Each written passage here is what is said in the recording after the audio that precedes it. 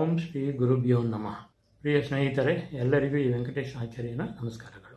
ಇದಕ್ಕೆ ಹಿಂದಿನ ವಿಡಿಯೋದಲ್ಲಿ ನಮ್ಮ ಜನ್ಮ ನಕ್ಷತ್ರ ಅಂದ್ರೆ ಏನು, ಜನ್ಮ ರಾಶಿ ಅಂದ್ರೆ ಯಾವುದು ಎಂದು ನೋಡಿದ್ದು. ಈ ಭಾಗದಲ್ಲಿ ನಮ್ಮ ಜನ್ಮ ಲಗ್ನ ಅಂದ್ರೆ ಏನು ಅಂತ ನೋಡೋಣ. ಸ್ನೇಹಿತರೆ, ರಾಶಿ ಕುಂಡಲಿಯಲ್ಲಿ ಮೇಷ ರಾಶಿಯಿಂದ ಶುರುವಾಗಿ ಮೀನ ರಾಶಿಯವರೆಗೆ 12 ರಾಶಿಗಳು ಇದೆ ಎಂದು ಎಲ್ಲರಿಗೂ ಗೊತ್ತಿದೆ.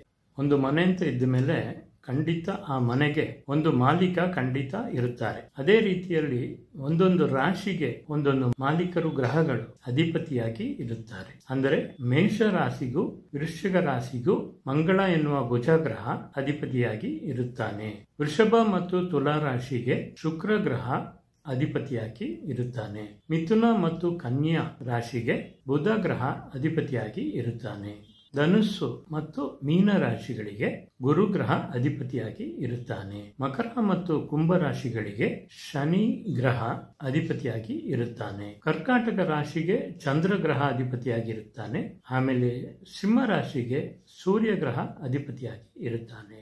ರಾಹು ಮತ್ತು ಕೇತುವಿಗೆ ಸ್ವಕ್ಷೇತ್ರಗಳು ಇಲ್ಲ. ರಾಹು ಮತ್ತು ಕೇತು ಯಾವ ಮನೆಯಲ್ಲಿದ್ದಾರೋ ಆ ಮನೆಯ ಅಧಿಪತಿ ತರ ವರ್ತಿಸುತ್ತಾರೆ. ಇದನ್ನು ಯಾವಾಗಲೂ ಮರೆಯಬಾರದು. ಈ ರಾಶಿ ಅಧಿಪತಿಗಳು ನಿರಂತರವಾಗಿ ಇರುತ್ತಾರೆ. ಇದೇ ರೀತಿಯಲ್ಲಿ ಒಂದೊಂದು ನಕ್ಷತ್ರಕ್ಕೂ ಒಂದೊಂದು ಅಧಿಪತಿ ಅಂದ್ರೆ ನಕ್ಷತ್ರಾಧಿಪತಿ ಇರುತ್ತಾರೆ. ಅಶ್ವಿನಿ, ಮಕ, ಮೂಲ ನಕ್ಷತ್ರಗಳಿಗೆ ಕೇತು ಅಧಿಪತಿಯಾಗಿ ಇರುತ್ತಾನೆ. ಭರಣಿ, ಪುಬ್ಬ, ಪೂರ್ವಾಷಾಢ ನಕ್ಷತ್ರಗಳಿಗೆ ಶುಕ್ರ ಅಧಿಪತಿಯಾಗಿ ಇರುತ್ತಾನೆ. ಕೃತಿಕ, ಉತ್ತರಾಷಾಢ ನಕ್ಷತ್ರಗಳಿಗೆ ಸೂರ್ಯ ಅಧಿಪತಿಯಾಗಿ ಇರುತ್ತಾನೆ. ಅದೇ ರೀತಿ ಮೃಗಶಿರ, ಚಿತ್ತ, ಧನಿಷ್ಠ ನಕ್ಷತ್ರಗಳಿಗೆ ಕುಜ ಅಧಿಪತಿಯಾಗಿ ಇರುತ್ತಾನೆ. ಆರ್ದ್ರ, ಸ್ವಾತಿ, ಶತಭಿಷ ನಕ್ಷತ್ರಗಳಿಗೆ ರಾಹು ಅಧಿಪತಿಯಾಗಿ ಇರುತ್ತಾನೆ. ಪುನರ್ವಸು, ವಿಶಾಖ, ಪೂರ್ವಭಾದ್ರ ನಕ್ಷತ್ರಗಳಿಗೆ ಗುರು ಗ್ರಹ ಅಧಿಪತಿಯಾಗಿ ಇರುತ್ತಾನೆ. ಆಶ್ಲೇಷ, ಜ್ಯೇಷ್ಠ, ರೇವತಿ ನಕ್ಷತ್ರಗಳಿಗೆ ಬುಧ ಗ್ರಹ ಅಧಿಪತಿಯಾಗಿ ಇರುತ್ತಾನೆ. ಈ ನಕ್ಷತ್ರಾಧಿಪತಿಗಳು ನಿರಂತರವಾದ ಅಧಿಪತಿಗಳೇ ಎನ್ನುವುದನ್ನು ನೆನಪಿನಲ್ಲಿ ಇಟ್ಟುಕೊಳ್ಳಿ. ಈಗ ಜನ್ಮ ಲಗ್ನ ಅಂದ್ರೆ ಏನು ಅಂತ ನೋಡೋಣ. ಸ್ನೇಹಿತರೆ, ರಾಶಿ ಕುಂಡಲಿಯಲ್ಲಿ ರಾಶಿಗಳು ಇರುತ್ತವೆ, ಗ್ರಹಗಳು ಇರುತ್ತವೆ, ನಕ್ಷತ್ರಗಳು ಅವಕ್ಕೆ ಅಂತ ಪ್ರತ್ಯೇಕ ಜಾಗವನ್ನು ಪಡೆದುಕೊಂಡಿರುತ್ತವೆ. ಆದರೆ ನಮ್ಮ ಭವಿಷ್ಯವನ್ನು ತೋರಿಸುವ ಜನ್ಮ ಜಾತಕದಲ್ಲಿ ನಮ್ಮ ಜಾಗ ಯಾವುದು ಅಂದ್ರೆ ಅದೇ ನಮ್ಮ ಲಗ್ನ ಎನ್ನುವುದು. ನಾವು ಯಾಕೆ ಜನಿಸಿದ್ವಿ, ಏನೇನು ಕರ್ಮಗಳನ್ನು ತಗೊಂಡು ಬಂದಿದ್ದೀವಿ. ಇಲ್ಲಿ ಕರ್ಮ ಅಂದ ಕೂಡಲೇ ಅದು ಒಂದು ಕೆಟ್ಟ ಪದವಿಲ್ಲ ಎಂದು ಅರ್ಥ ಮಾಡಿಕೊಳ್ಳಿ. ಉತ್ತಮ ಚಟುವಟಿಕೆಗಳಿಗೂ ಕರ್ಮ ಅಂತಾನೆ ಹೇಳುವುದು. ಏನು ಮಾಡಕ್ಕೆ ಹುಟ್ಟಿದ್ದೀವಿ, ಏನೇನು ಅನುಭವಿಸಕ್ಕೆ ಹುಟ್ಟಿದ್ದೀವಿ ಎನ್ನುವ ನಮ್ಮ ಪರವಾಗಿ ಹಲವಾರು ವಿಷಯಗಳನ್ನು ಲಗ್ನ ಭಾವ ಸೂಚಿಸುತ್ತೆ. ಒಂದು ಜಾತಕದಲ್ಲಿ ಲಗ್ನ ಎನ್ನುವುದು ಅದರಲ್ಲಿ 12 ರಾಶಿಗಳಲ್ಲಿ ಯಾವ ರಾಶಿಯಾಗಿ ಬೇಕಾದರೂ ಇರಬಹುದು. ಆ ಲಗ್ನ ಭಾವ ಎನ್ನುವುದು 12 ಭಾವಗಳಲ್ಲಿ ಮೊದಲನೆಯ ಭಾವವಾಗಿ ಇರುತ್ತೆ. ಲಗ್ನ ಭಾವಕ್ಕೆ ಮುಂದಿನ ಭಾವವನ್ನು ದ್ವಿತೀಯ ಭಾವ ಅಥವಾ 2ನೇ ಭಾವ ಎಂದು ಹೇಳಿ, ಲಗ್ನ ಭಾವಕ್ಕೆ ಹಿಂದಿನ ಭಾವಕ್ಕೆ ವ್ಯಯ ಭಾವ ಅಥವಾ 12ನೇ ಭಾವ ಅನ್ನುತ್ತೀವಿ. ಇಲ್ಲಿರೋ ಚಿತ್ರದಲ್ಲಿ ಮಿಥುನ ಲಗ್ನವಾಗಿ ಮೊದಲನೇ ಭಾವವಾಗಿ ಇರುತ್ತದೆ. ಕರ್ಕಾಟಕ 2ನೇಯ ಭಾವವಾಗಿ ಇರುತ್ತದೆ. ಸಿಂಹ 3ನೇಯ ಭಾವ, ಕನ್ಯಾ 4ನೇ ಭಾವ, ತುಲಾ 5ನೇ ಭಾವ, ವೃಶ್ಚಿಕ 6ನೇ ಭಾವ, ಧನುಸ್ಸು 7ನೇ ಭಾವ, ಮಕರ 8ನೇ ಭಾವ, ಕುಂಭ 9ನೇ ಭಾವ, ಮೀನ 10ನೇ ಭಾವ, ಮೇಷ 11ನೇ ಭಾವ, ವೃಷಭ 12ನೇ ಭಾವವಾಗಿ ಇರುತ್ತದೆ. ಈ ಭಾವಗಳನ್ನು ನಾವು ರಾಶಿ ಎಂದು ಹೇಳುವುದಿಲ್ಲ. ಲಗ್ನ ಭಾವ ಎನ್ನುವುದು ಜಾತಕನ ಬಗ್ಗೆ ಪೂರ್ತಿ ವಿಷಯಗಳನ್ನು ತೋರಿಸುತ್ತೆ. ಅಂದ್ರೆ ಅವನ ಸ್ವಭಾವ, ಅಂತಸ್ತು, ಪ್ರಭಾವಗಳು, ಚಿಂತನೆ, ಮಾನಸಿಕ ಶಕ್ತಿ, ದೇಹದ ಬಲ ಮತ್ತು ಬಲಹೀನ, ದೇಹದ ಭೌತಿಕ ನೋಟ, ಸಾಮಾನ್ಯ ಪ್ರಯತ್ನಗಳು, ವ್ಯಕ್ತಿತ್ವ, ಪ್ರದರ್ಶನ, ಸ್ವಯಂ ಗೌರವ, ಅವನ ಗುಣಲಕ್ಷಣಗಳು ಎನ್ನುವ ಎಲ್ಲಾ ವಿಷಯಗಳನ್ನು ಸೂಚಿಸುತ್ತೆ. ಲಗ್ನ ಭಾವದಲ್ಲಿರುವ ಗ್ರಹಗಳು ಮತ್ತು ಲಗ್ನವನ್ನು ನೋಡುವ ಮತ್ತು ಲಗ್ನದ ಜೊತೆ ಸಂಪರ್ಕಿಸಲಾಗಿದ್ದ ಗ್ರಹಗಳನ್ನು ಇಟ್ಟುಕೊಂಡು ಆ ಜಾತಕನ ವಿಷಯಗಳನ್ನು ಹೇಳಬಹುದು. ಇಲ್ಲಿ ಲಗ್ನ ಮಿಥುನ ಲಗ್ನವಾಗಿ ಲಗ್ನದಲ್ಲಿ ಶುಕ್ರ ಕುಳಿತುಕೊಂಡಿದ್ದಾನೆ. ಅವಾಗ ಈ ಜಾತಕನಿಗೆ ಶುಕ್ರನ ಗುಣಕಾರಕತ್ವಗಳು ಸೇರಿರುತ್ತೆ ಅಂತ ಹೇಳಬಹುದು. ಮತ್ತು ಲಗ್ನ ಭಾವಕ್ಕೆ ಲಗ್ನಾಧಿಪತಿಯಾದ ಬುಧನ ದೃಷ್ಟಿ ಮತ್ತು 7ನೇ ಭಾವದ ಅಧಿಪತಿಯಾದ ಗುರುವಿನ ದೃಷ್ಟಿ ಮತ್ತು ಶನಿಯ ದೃಷ್ಟಿ ಸಿಗತ್ತೆ. ಈ ಗ್ರಹಗಳ ಗುಣಕಾರಕತ್ವಗಳನ್ನ ಜಾತಕ ಹೊಂದಿಕೊಂಡಿರುತ್ತಾನೆ ಎಂದು ಹೇಳಬಹುದು. ಈ ವಿಷಯಗಳನ್ನು ನಾವು ಮುಂದಿನ ವಿಡಿಯೋಗಳಲ್ಲಿ ತುಂಬಾ ವಿವರವಾಗಿ ನೋಡಬಹುದು. ಇಲ್ಲಿ ಬರೀ ಲಗ್ನ ಮತ್ತು ಲಗ್ನ ಭಾವಕ್ಕೆ ಗ್ರಹಗಳ ಪ್ರಭಾವಗಳು ಹೇಗೆ ಸಂಪರ್ಕಿಸಿದ್ದೆ ಎಂದು ಮಾತ್ರ ಹೇಳುತ್ತೇನೆ.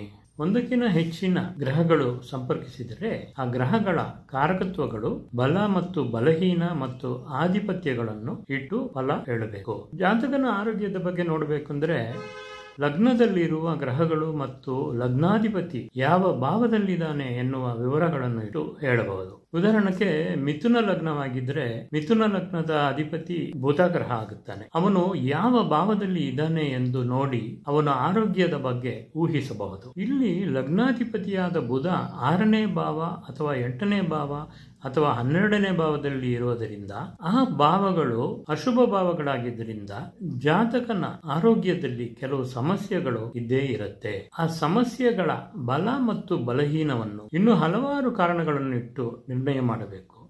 ಮತ್ತೊಂದು ಉದಾಹರಣೆ, ಗುರುಗ್ರಹ ಲಗ್ನದಲ್ಲೇ ಇದ್ದರೆ ಅಥವಾ ಲಗ್ನದ ಜೊತೆ ಸಂಪರ್ಕಿಸಿದರೆ ಜಾತಕನಿಗೆ ಯಾವ ರೋಗ ಬಂದರೂ ನೈಸರ್ಗಿಕವಾಗಿ ರೋಗ ನಿರೋಧಕ ಶಕ್ತಿಯನ್ನು ಹೊಂದಿರುತ್ತಾನೆ. ಗುರುಗ್ರಹ ಎಲ್ಲಾ ಗ್ರಹಗಳಿಂದ ಅತ್ಯಂತ ಶಕ್ತಿ ಪಡೆದ ಗ್ರಹವಾಗುತ್ತದೆ.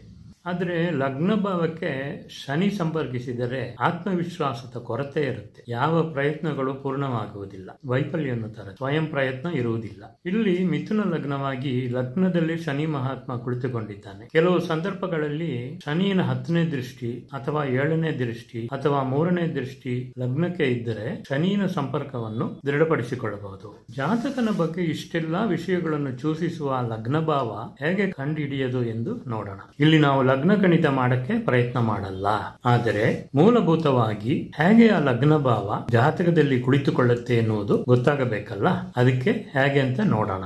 ನೀವು ನಿಮ್ಮ ಜಾತಕವನ್ನು ನೋಡುವಾಗ ಜಾತಕ ಕುಂಡಲಿಯಲ್ಲಿ ಯಾವುದಾದರೂ ಒಂದು ರಾಶಿಯಲ್ಲಿ ಲಾ ಅಥವಾ ಲಗ್ನ ಅಂತ ಇಲ್ಲಿ ತೋರಿಸಿದ ಹಾಗೆ ಬರೆದು ಒಂದು ಲೈನ್ ಅಡ್ಡ ಹಾಕಿರುತ್ತಾರೆ. ಅದೇ ಮನೆ ನಿಮ್ಮ ಜನ್ಮ ಲಗ್ನವಾಗುತ್ತೆ. ಅದಕ್ಕೆ ಏನು ಅರ್ಥ ಅಂತ ನೋಡೋಣ.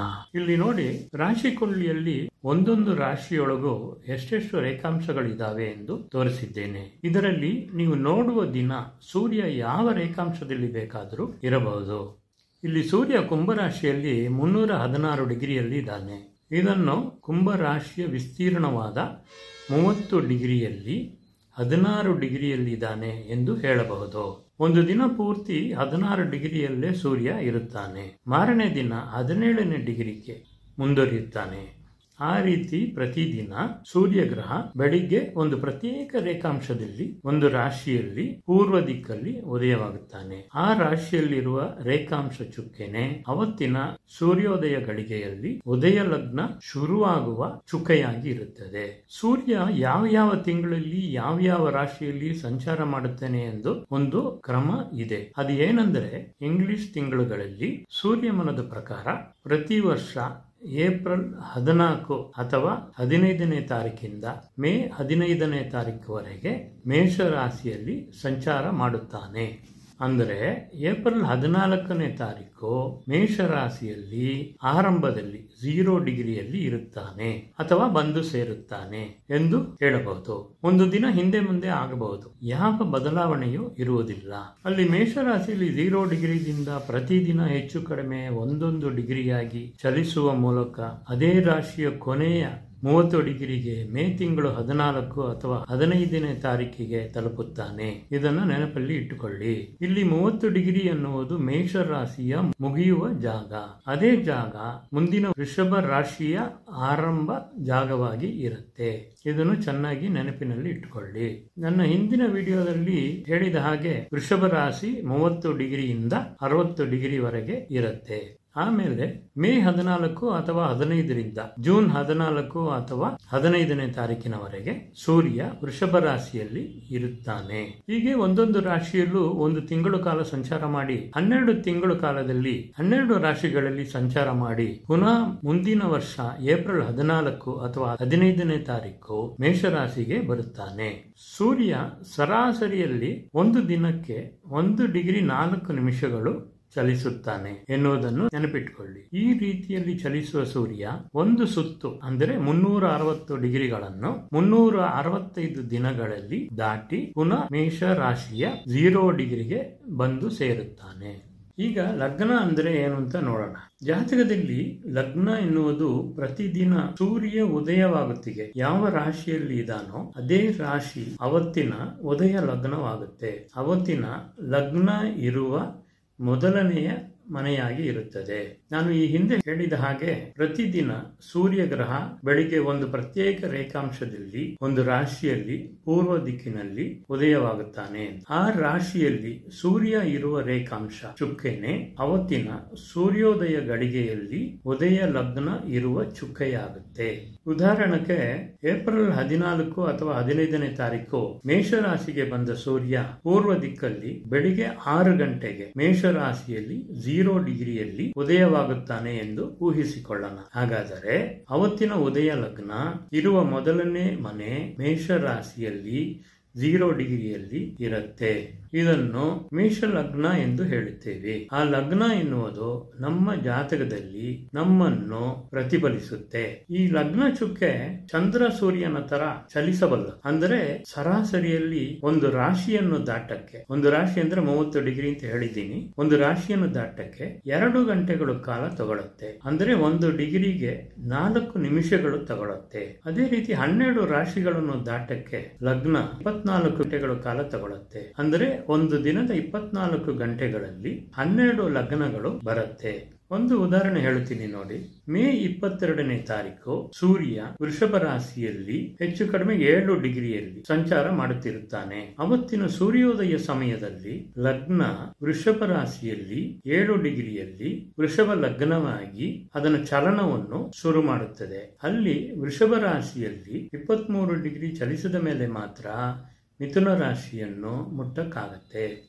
ನಾನು ಹೇಳಿದ ಹಾಗೆ ಲಗ್ನ 1 ಡಿಗ್ರಿ ಚಲಿಸುವುದಕ್ಕೆ 4 ನಿಮಿಷಗಳು ತಗೊಳ್ಳುತ್ತೆ. ಅಂದರೆ ಹೆಚ್ಚು ಕಡಿಮೆ 92 ನಿಮಿಷಗಳಲ್ಲಿ ಕ್ರಮೇಣವಾಗಿ 23 ಡಿಗ್ರಿಗಳು ಚಲಿಸಿ ಮಿಥುನ ರಾಶಿಯನ್ನು ತಲುಪುತ್ತೆ. ಅಲ್ಲಿ ಮಿಥುನ ರಾಶಿಯಲ್ಲಿ 2 ಗಂಟೆಗಳ ಕಾಲ ಇರುತ್ತೆ. ಹಾಗೆ ಒಂದೊಂದು ರಾಶಿಗಳಲ್ಲೂ ಸರಾಸರಿಯಲ್ಲಿ 2 ಗಂಟೆಗಳ ಕಾಲ ಸಂಚಾರ ಮಾಡಿ ಮುಂದುವರಿಯುತ್ತಾ ಇರುತ್ತೆ. ಒಂದು ಮಗು ಜನಿಸುವಾಗ ನಾನು ಹೇಳಿದ ಹಾಗೆ ಮೇ 22ನೇ ತಾರೀಕು ಬೆಳಿಗ್ಗೆ ಸೂರ್ಯೋದಯ ಗಳಿಗೆಯಲ್ಲಿ ಜನಿಸಿದರೆ ಆ ಗಳಿಗೆಯಲ್ಲಿ ಲಗ್ನ ವೃಷಭ ಲಗ್ನವಾಗಿ ಇರುತ್ತದೆ. ಆದ್ದರಿಂದ ಆ ಮಗುವಿನ ಜನ್ಮ ಲಗ್ನ ವೃಷಭ ಲಗ್ನವಾಗುತ್ತದೆ. ಉದಾಹರಣೆಗೆ ಅವತ್ತಿನ ಅಂದರೆ ಮೇ 22ನೇ ತಾರೀಕು ಸೂರ್ಯೋದಯ 6 ಗಂಟೆ ಎಂದು ಊಹಿಸಿಕೊಳ್ಳೋಣ. ಆ ಗಳಿಗೆಯಲ್ಲಿ ಹೆಚ್ಚು ಕಡಿಮೆ 7 ಗಂಟೆ 32 ನಿಮಿಷಗಳವರೆಗೆ ಲಗ್ನ ವೃಷಭ ರಾಶಿಯಲ್ಲೇ ಇರುತ್ತದೆ. ಅವಾಗ ಬೆಳಿಗ್ಗೆ 6 ಗಂಟೆಯಿಂದ 7 ಗಂಟೆ 32 ನಿಮಿಷಗಳವರೆಗೆ ಜನಿಸಿದ ಮಕ್ಕಳಿಗೆ ವೃಷಭ ಲಗ್ನವೇ ಆಗತ್ತೆ. 7 ಗಂಟೆ 32 ನಿಮಿಷಗಳಿಂದ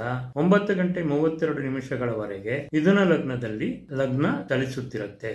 ಆ ಗಳಿಗೆಯಲ್ಲಿ ಜನಿಸಿದ ಮಕ್ಕಳಿಗೆ ಮಿಥುನ ಲಗ್ನವಾಗಿ ಇರುತ್ತೆ. ಇದು ಲಗ್ನವೆಂದರೆ ಏನು ಅಂತ ನೀವು ಅರ್ಥ ಮಾಡಿಕೊಳ್ಳುವುದಕ್ಕಾಗಿ ಸರಿಸುಮಾರಾಗಿ ಗಣಿತ ಮಾಡಿ ಹೇಳಿದ್ದು. ಅಂದ್ರೆ ಒಬ್ಬೊಬ್ಬರ ಜನ್ಮ ಲಗ್ನ ಎನ್ನುವುದು ಅವನು ಹುಟ್ಟಿದ ದಿನ ಸೂರ್ಯ ಉದಯವಾಗುವ ಸಮಯದಲ್ಲಿ ಸೂರ್ಯ ಇರುವ ರಾಶಿಯಿಂದ ಲಗ್ನ 2 ಗಂಟೆಗಳ ಕಾಲಕ್ಕೆ ಒಂದು ರಾಶಿ ಎಂದು ದಾಟಿ ನೀವು ಹುಟ್ಟಿದ ಗಳಿಗೆಯಲ್ಲಿ ಲಗ್ನ ಯಾವ ಮನೆಯಲ್ಲಿ ಇದೆಯೋ ಅದೇ ನಿಮ್ಮ ಜನ್ಮ ಲಗ್ನವಾಗುತ್ತದೆ ಎನ್ನುವುದನ್ನು ನೆನಪಲ್ಲಿಟ್ಟುಕೊಳ್ಳಿ. ಈ ಜನ್ಮ ಲಗ್ನವೇ ಜಾತಕದಲ್ಲಿ ಇರುವ ಬಹಳ ಮುಖ್ಯವಾದ ಸೂಕ್ಷ್ಮ ಅಂಶವಾಗಿರುತ್ತದೆ. ಅಂದರೆ ಲಗ್ನದ ಆಧಾರದ ಮೇಲೆ ಜಾತಕದಲ್ಲಿ ಇರುವ ಪ್ರತಿಯೊಂದು ವಿಚಾರಗಳಿಗೂ ಲಗ್ನವನ್ನು ಒಂದು ಉಲ್ಲೇಖ ಅಂಶವಾಗಿ ಪರಿಗಣಿಸಿ ಒಂದು ವ್ಯಕ್ತಿ ಯಾವ ತರ ಇರುತ್ತಾನೆ, ಅವನ ಗುಣಲಕ್ಷಣಗಳು ಏನು, ಅವನ ದೇಹದ ರಚನೆ ಹೇಗಿರುತ್ತೆ, ಅವನ ಬಾಳು ಹೇಗಿರುತ್ತೆ ಎನ್ನುವ ಹಲವಾರು ವಿಚಾರಗಳನ್ನು ನೋಡುವುದು.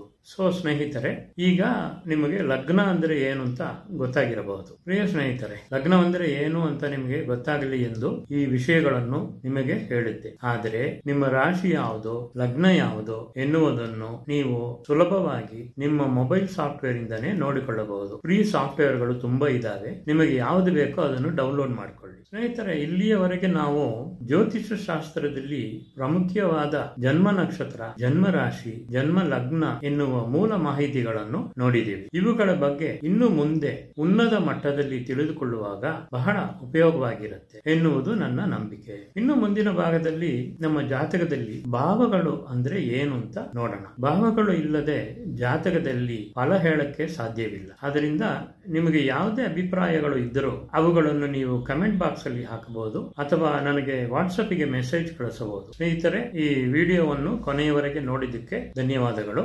ಈ ವಿಡಿಯೋ ನಿಮಗೆ ಇಷ್ಟವಾಗಿದ್ರೆ ಲೈಕ್ ಬಟನ್ ಒತ್ತಿ ನನ್ನ ಈ ಚಾನೆಲ್ಗೆ ಸಬ್ಸ್ಕ್ರೈಬ್ ಮಾಡಿ. ಈ ಲಿಂಕ್ ಅನ್ನು ನಿಮ್ಮ ಸ್ನೇಹಿತರುಗಳಿಗೆಲ್ಲ ಕಳಿಸಿ. ಸರ್ವೇ ಜನ ಸುಖಿನೋ ಭವಂತು. ಎಲ್ಲರಿಗೂ ಶುಭವಾಗಲಿ. ಮುಂದಿನ ವಿಡಿಯೋದಲ್ಲಿ ನೋಡೋಣ. ನಮಸ್ಕಾರ.